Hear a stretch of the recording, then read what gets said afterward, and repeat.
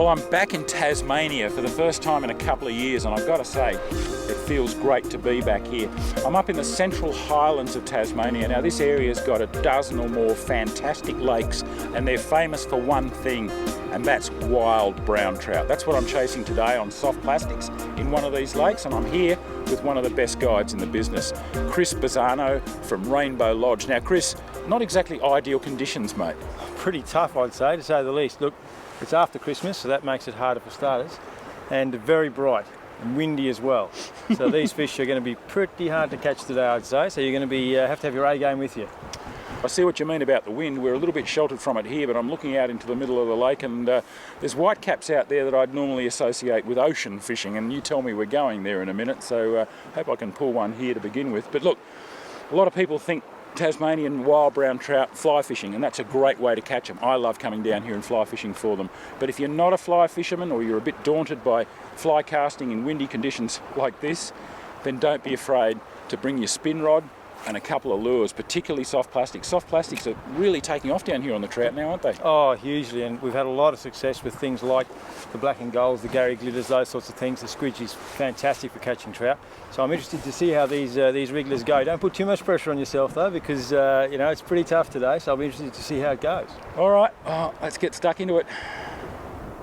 Chris was right, these were certainly less than ideal conditions, but with the careful use of the bow-mounted Minn Kota electric motor and a big drogue or sea anchor, he was doing a fantastic job of maintaining a controlled drift across the windswept lake. And that was certainly making my job easier. In fact, I pinned our first trout within minutes of starting our initial drift. Well, you said that wasabi wriggler would get eaten if they saw it, mate. And it certainly did. So that was about a dozen casts. It's a good start on a day like this. It is. Nice corner of the jaw hook up too. Spot on. You did well to keep in touch in this wind. Tell you the wind can play some havoc, can't it? Oh yeah. Nice to open the account. It's my first Tasmanian trout in a couple of years, actually. Oh. You must have missed it. Come on. Oh, look at that. Beautiful.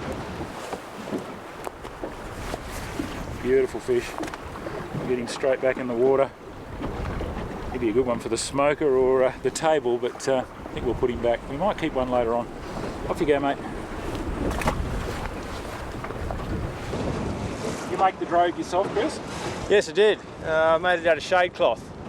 It's a great drogue. You need one when you're fishing in these sorts of waters and it's so windy.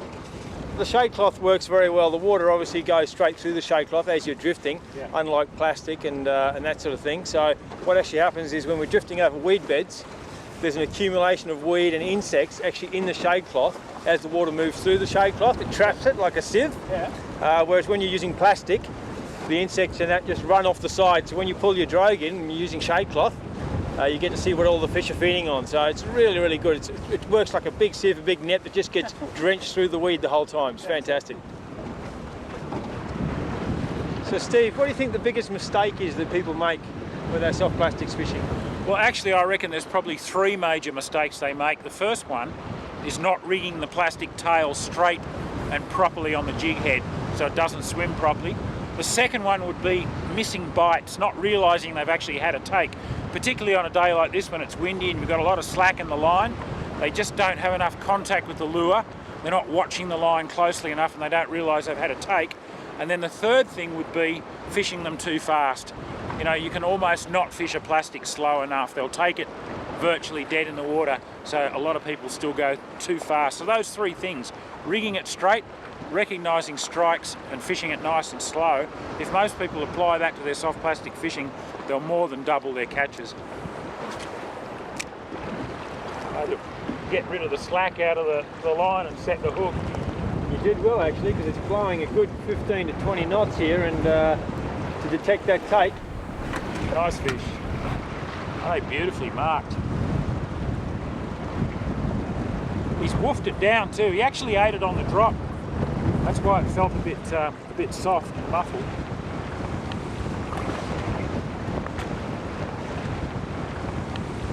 I think that's the great thing about plastics. They're fishing for you all the time, whether you're lifting them up through the water or they're sinking down under their own weight, they're still fishing. And this bloke, I've lifted it up off the bottom and let it sink back down, and he's actually picked it up on the drop. Nice buck. Impressive. Just pinned him. Actually, I thought he had it deeper than that, but he's pinned in the absolute perfect spot, right in the apex of the top jaw. Look at that. Wouldn't ask for a better hook up than that. Come out nice and easily. A lovely fish. The importance of staying in touch, as you were saying earlier on, eh? And just being aware of what you're doing. You know, I'm having a chat to you, but I'm still watching the line all the time. I saw that take more than I felt it. I saw the belly of the line twitch, and that doesn't happen when the lure's just sinking under its own weight. Let's get him back in there. Great work. Off you go, mate. Beautiful fish. The way that Chris has got us set up with the drogue and electric motor working in harmony, we've just got a really nice controlled drift going, even on a very windy day like this one. And while we're talking about the wind, here's an interesting tidbit which is often misunderstood. The terms lee or leeward and their opposite windward are commonly mixed up and misused. The leeward shore is actually the shore onto which the wind is blowing. It's easiest to think about it in relation to a boat. A drifting boat will always be blown to leeward or towards the leeward shore. So in our situation on this Tasmanian lake, the wind is pushing us towards the leeward shore, where all the floating, drifting insects, leaves and other bits and pieces are also accumulating, providing a happy hunting ground for feeding trout. We're mostly covering water that's anywhere between about 2 and 3.5 metres in depth. We're also concentrating on areas with healthy weed beds, lots of broken rock and plenty of submerged timber. This is all prime trout holding country. The great thing about spinning gear and a soft plastic is that you can cover a lot of water. Obviously I've got the wind at my back, I can throw the lure a long way, get it down to the bottom or very near the bottom and just work it with lots of stops and starts, concentrating on that line, looking for any takes. Remember that the boat is moving towards the lure, so you do need to perhaps retrieve a little bit quicker than you would out of a stationary boat. We are coming down on the lure, so I do need to make sure I'm taking the slack out of the system. Gear I'm using is just single-handed or 1.5-handed as I like to call it, with a little bit of a butt on it, spinning gear. It's a bit longer rod than you might think is standard for this sort of thing. The one I'm using is actually 7 foot 10 inches long, which is quite a long rod. You know, you go back 15 years and the average little flick rod was 6 foot, 6.5 foot. They've gone up to 7.5 foot since the coming of braided line, I think. And now we're going even a little bit longer again. This one's 7 foot 10, as I said. Just gives you the ability to cast a little bit further, to work your lure a little bit better, and particularly on a windy day like this, to react to a strike and lift that slack out of the line and set the hook. And I like the cushioning effect of that slightly longer rod when you're using low stretch gel spun line. Little wriggler's holding his own. Oh, isn't he ever? I'm liking him. He looks very good in the water. It's very edible, isn't it? Yeah, beautiful little Quite subtle, you know. And it's a good colour too, that sort of greeny colour. Just seems to go well in this water. Yeah. Trout love green, don't they? Green and black, yeah. Boy, whack that. Woo! Oh, I thought he was a bigger fish than that. He's got some poke, this one. Look at that with the dorsal fin out of the water. Looks like a shark.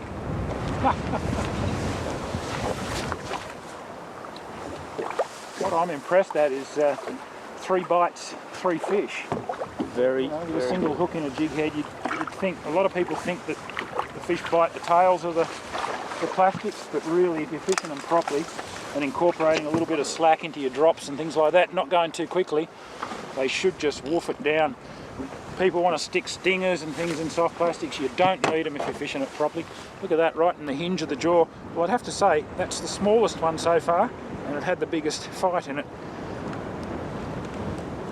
There's a real performer. You can see why they're eating stuff like that. There's yabbies in here, there's all sorts of insect nymphs and little fish, and it's just a general imitation of any of that sort of food. And, I know you say you're impressed with, 3 takes, 3 fish. I'm impressed with that little wriggler. That's doing a great job out here. Yeah, well, we normally think of the shadtails, the fish, as being the great trout takers, and they are, but it's just nice to know that the other styles work as well. Absolutely, the old Gary Glitter's been the go-to for a long time. Yep. For me, certainly. So to see that working, fantastic. fantastic, mate. You're on the number 4 hooks, you say, not the 2s? Yeah, I just thought with this little tail, I reckon the number 4 is just a little bit more discreet in there. Yep. And seems to be doing the job. It's pinning them.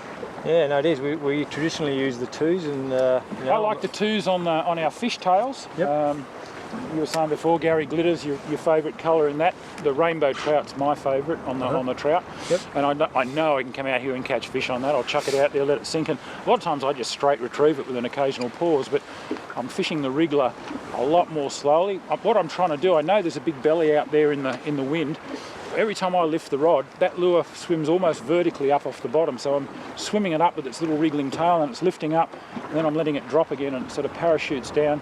And I reckon that's got to look a lot like a damselfly nymph or something coming up out of the weed beds. Oh, yeah. Particularly this colour, the wasabi. Exactly. You're making a mockery of tough conditions, aren't you? Oh, nice fish too. Oh, I think it might be the best for the day. Oh, I think you're right. It's going to arc up in a minute. Oh, like that. Come on, big fella.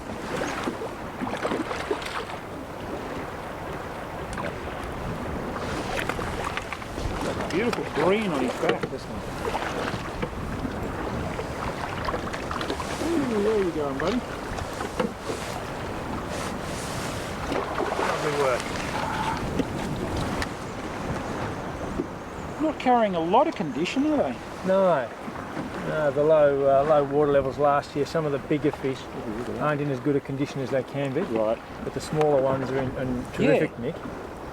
I've got some clamps. Yeah, that'd be great. There you go. You grab them and just push that out of there. Oh, we didn't like that. Look at the sunlight just on his back there and the spots. They're an immaculate fish. You've got to love trout. So easy to handle too. No spikes or spines when you've been doing a lot of saltwater fishing. It's a real pleasure to come and handle fish like this. Right, off you go, mate.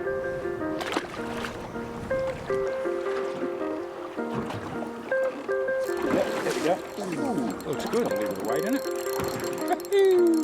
He just went tap on the drop. The riverbed turned out to be productive, mate. It certainly did, yep. A few places where they just seem to hold up whether the fishing's good or not. One of those places where they tend to live rather than sort of move into and out of to feed. You reckon the fish move around a lot in this lake? Yeah, I think some fish certainly do. You can usually tell by the markings on them that the deeper sort of yellower fish tend to be residents in an area, and those with slightly creamier sides and bluer backs. Oh, that's a good fish. Yeah.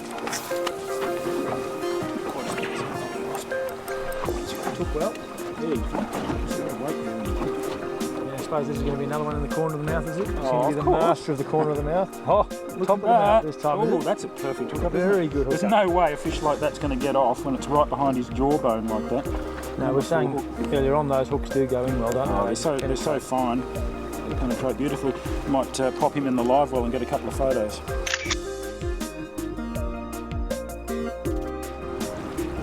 Chris, most of this water we've been fishing, I notice, is only about sort of 2.5 metres deep, and we can actually see weed strands coming right up to the surface. Is this the most productive sort of area?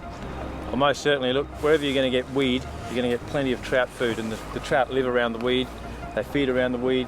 You're getting a high concentration of food, and therefore you're going to get a lot of fish.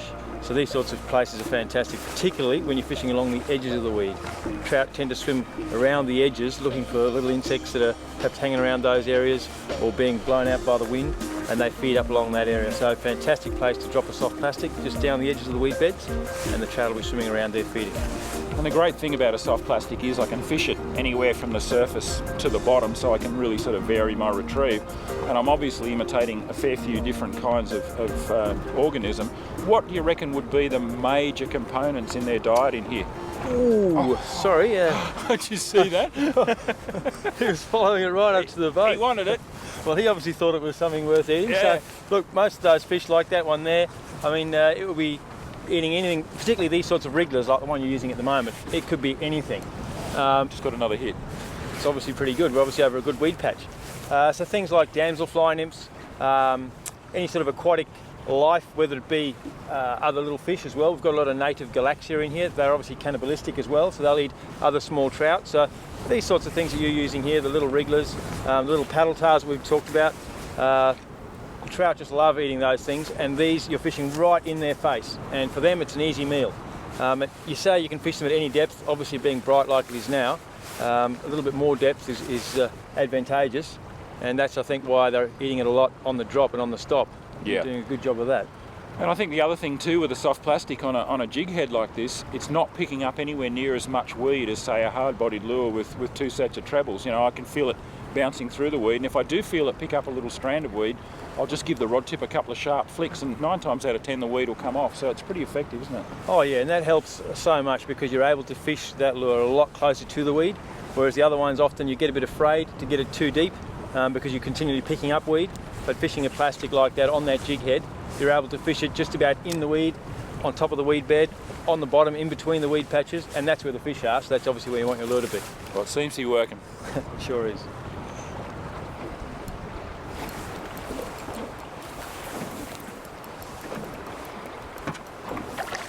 Particularly heavily booked fish. No. Good competition.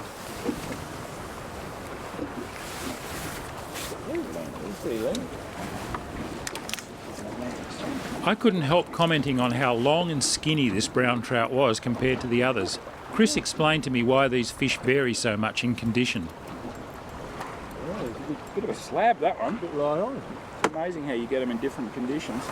Sometimes with the trout, we had a very wet winter this year and a very dry year last year, and normally the trout that would die, because it's time to die, they generally die when they're spawning, because that's the toughest the part stress. of their life. Yeah. And they come back from spawning, they're too old, too tired, can't feed, and they die. But when you get a really, really wet winter, fish that would normally die survive, and so you can sometimes end up with these sort of long slabby fish that have pretty well past their prime. Yeah. What's the life expectancy of a brown trout? What do they reckon these days? With you fishing, probably about look, I'd say 8 to 10 years would definitely pull it up. Yeah. Yep. And it's less, of course, with the rainbow, isn't it? 5 or 6 years normally. Yes, it is. They tend to put on weight quite quickly, and the triploids that obviously don't spawn, feeding all the year round, so those sort of feeding the whole 365 days as opposed to the browns or the non-triploids. Yeah. So sometimes they can live a little bit longer, but not just that, but their condition is such that you never find them out of condition. No. So they're a lot of fun. Yeah. Tasmania is, of course, famous for its self-sustaining populations of wild-spawned trout, especially brownies. However, some waters require stocking, and there's a great government-run hatchery program on the Apple Isle, funded largely from anglers' licence fees. At these hatcheries, trout, both rainbows and browns, are bred for stocking and restocking into lakes, reservoirs and other waterways around the state that don't have viable spawning beds or self-sustaining trout populations. Eggs are stripped by hand from the ripe hen fish, then milked from male fishes mixed with the eggs to fertilise them. They must then be held in clean running water at exactly the right temperature until they hatch into lively trout fry. One really fascinating part of the hatchery program involves the production of triploid rainbow trout. The fertilised eggs of these fish are heat shocked to impair the development of reproductive organs. This results in an extremely fast-growing trout that doesn't expend a lot of energy and protein on the spawning process. Instead, these fish devote it all to building muscle and condition. Yep. Oh, right there. Oh, that was pretty close to the boat. Yeah, he smashed it too. Not a big fish, but you can see how much line I've got out from the rod tip. That's where this little trout... I'll just lift this one, mate. Ooh! He must have followed it in, and as it started to angle up... Oh, he's a solid little fish, actually. That was unceremonious. Yeah. Poled him out, mate. He's blue black. Yeah, he's a pretty fish. They're all so different. But yeah, about 1.5 rod length from the rod tip. So it just goes to show you really do need to fish your plastics all the way to the boat. You know, don't give up on that last bit of the retrieve and start thinking about your next cast, which is what I was doing, I think. But yeah, and he climbed on. All right, mate, there you go. Oh, there's your weeds down there. This is what he's come out of. He's come shooting up from between these weed strands. I'll put him back in there amongst them. Go, little fella. Look at that. We've actually come into shore to have a cup of coffee and release these last couple of fish. And there's insect life all through this weed around the edges. And this is a little mayfly dun that's in the process of emerging at the moment. The little nymph has swum up to the surface, and this mayfly dun's come out. It'll pop up on the surface of the water, dry its wings until it can fly, and then fly off into the trees here, molt once more and become a mayfly spinner, mate, lay its eggs in the water and die, and the whole cycle will begin again. Now this is absolute prime trout tucker. Doesn't look like much to us, but that's a nice little appetizer to a brown trout. And we brought the two best fish that I managed to catch on the squidgies in here to let them go in the weed beds where all their food is. Look at that for a beautiful fish. I never get tired of catching brown trout because they're all so different. Oh, he's gone. That one had a lot of red spots on the side of it. This one's just got the, oh yeah, no, it's got some red spots as well. Chocolatey brown spots and these red spots with the little halos around them. Just a gorgeous fish against that backdrop of the weed. And he's ready to go. Here you go, mate. Come on. There he goes, out through the weed. Well, mate, thank you for a fantastic day on the water. You live in a good part of the world. Oh, the best, I think. And soft plastic fishing down here, well, I love my fly fishing, but I tell you what, catching them on those soft plastics and little single-handed flick stick like that is right up there as well. So don't feel that you've got to be a fly fisherman to come down here to Tasmania, have an absolutely fantastic trout fishing trip with a top guide like Chris. Coffee sounds good, mate. Let's do it.